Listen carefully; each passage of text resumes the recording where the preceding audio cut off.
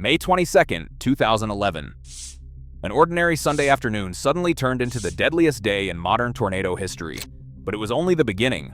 A massive tornado. Massive destruction. Searchers found no one alive, only bodies. 161 lives were lost that day. What really happened in Joplin, Missouri? To understand the magnitude of this disaster, we need to go back to 2011. That year is forever scarred in memory as one of the most devastating tornado seasons on record. Just weeks earlier, on April 27th, the atmosphere had unleashed more than 200 tornadoes across the southern United States, killing 348 people in what became known as the 2011 super outbreak. First responders who were here were so busy pulling the living from all of this debris, they were forced to ignore the dead. That is how bad this is.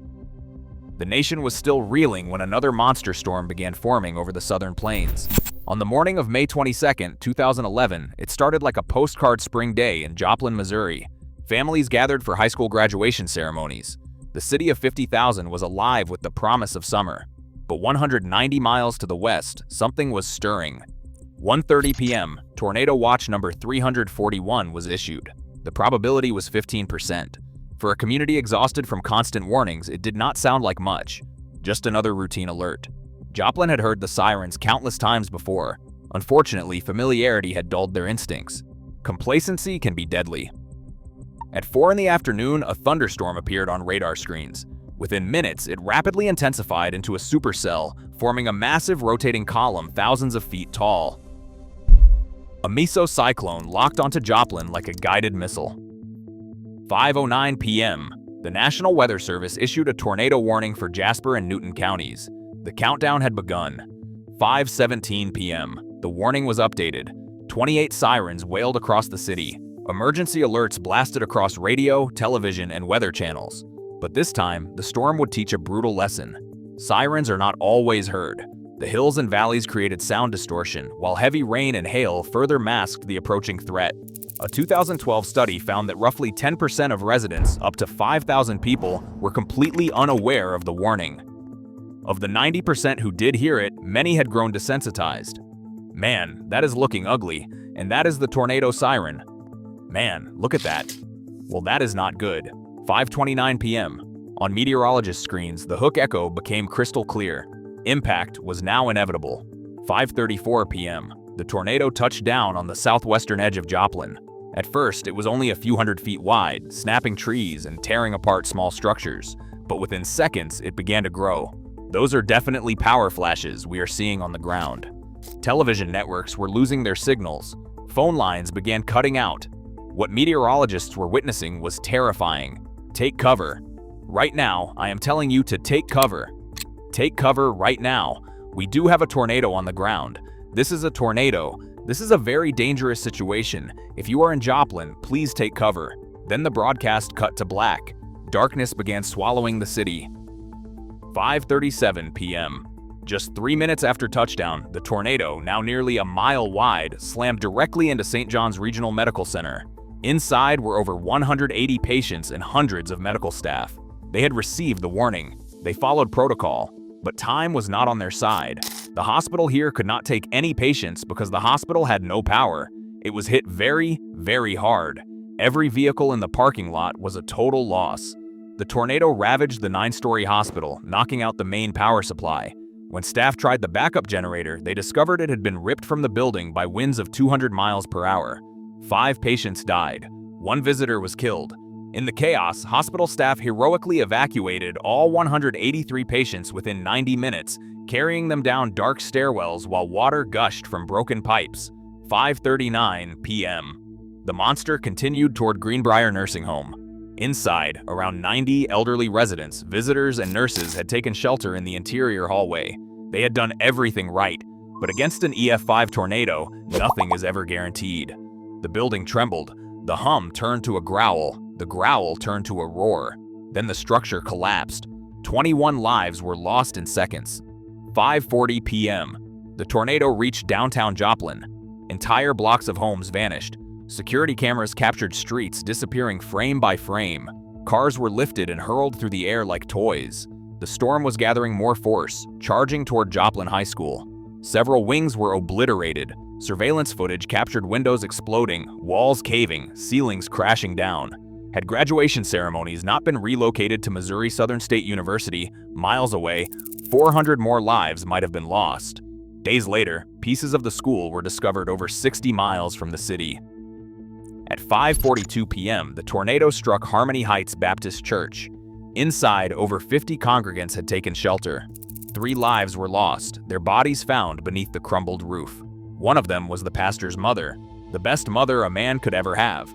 The solo that I sang was a special song that she requested that I sing.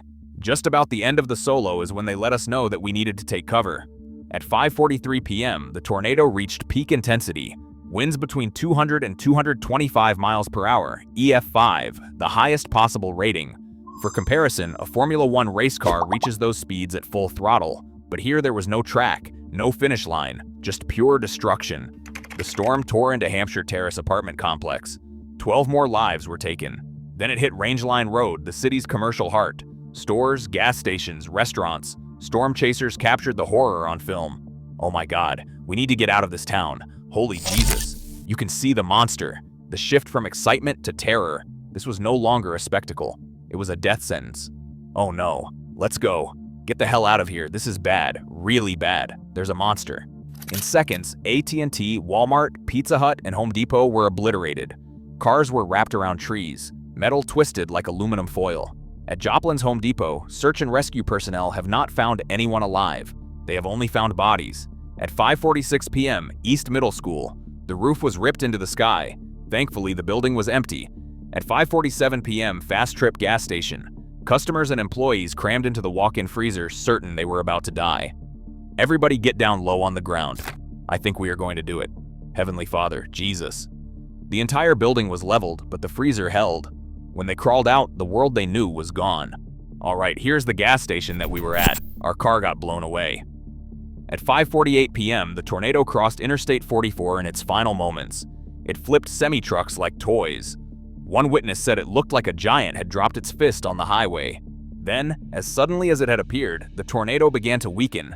It lifted near Diamond, Missouri, dissipating into the clouds.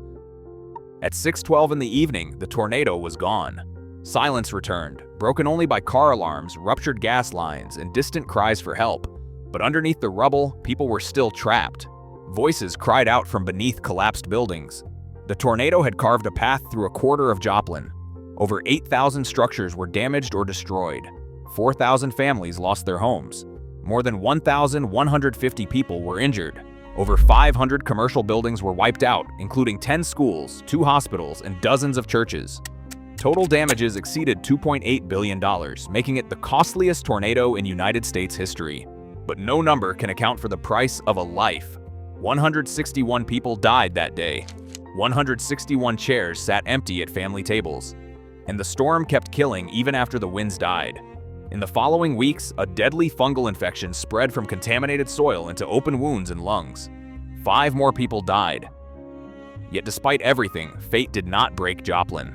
Within hours, help poured in from across the country. Volunteers, medical teams, search and rescue personnel converged on the devastated city. Within 3 years, school bells rang again. St. John's Hospital reopened in a new location, rebuilt as a fortress designed to withstand another EF5 tornado. Mercy Park bloomed where ruins once lay, a memorial to those who were lost. But so many stories of heroism emerged from the chaos. Christopher Lucas, manager of Pizza Hut, saved 15 people by leading them into a walk-in freezer. He held the door shut from the outside with a belt. The tornado took him. Everyone else lived. The only reason we survived is because he held the door shut with a strap. Dean Wells, an employee at Home Depot, died holding a door open, saving strangers. He managed to lead dozens to safety before being buried beneath collapsing walls. Don Lansaw shielded his wife in their bathtub as the house disintegrated. He did not make it. She did. I felt him cover me, and then he did not move anymore. That was love stronger than death. He is my hero. Grace Aquino wrapped her arms around her 11-year-old son as church walls collapsed. He lived. She did not. At her funeral, the pastor said she was a prayer made flesh. Mark Lindquist, a social worker, covered 3 disabled clients with mattresses, then lay across them himself. All 3 died, but Mark survived, thrown a block away. He fell into a coma but woke up weeks later. The first words he said to me were, "Are my guys okay?" I realize that they are in a better place. And now instead of me watching over them, they are kind of watching down on me. I feel like I have 3 angels. After coming out of the coma, Mark contracted the fungal infection that had killed so many others. But against all odds, he survived. He saw an angel in a light green light, and he said at that point he knew the fungus was gone. The tornado took nearly everything from Joplin, but it could not take human dignity. It could not take the love people had for one another. It could not take their will to survive. Today, Joplin stands rebuilt. The scars remain, visible in the memorials, in the strengthened buildings, in the eyes of survivors who will never forget. May 22, 2011 is etched into the city's memory forever. Every storm eventually ends, but the way we hold each other through the darkness that remains